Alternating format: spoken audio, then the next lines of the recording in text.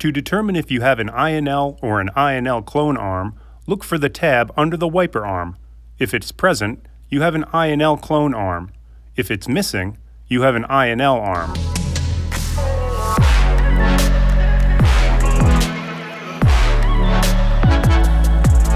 Here's how to install a Rain-X Vision wiper blade on an INL arm. First, remove the pre-installed adapter from the wiper blade. Find the release button on the side of the adapter, lift the button and slide forward. Remove and discard the adapter. Locate the packaged adapter labeled M4.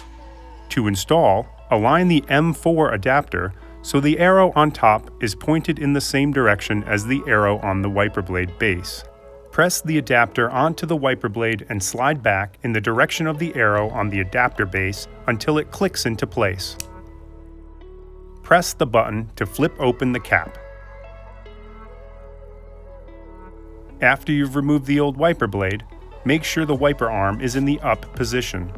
Insert the adapter under the hooks of the wiper arm and press into place. Close the cap until it locks into place with a click.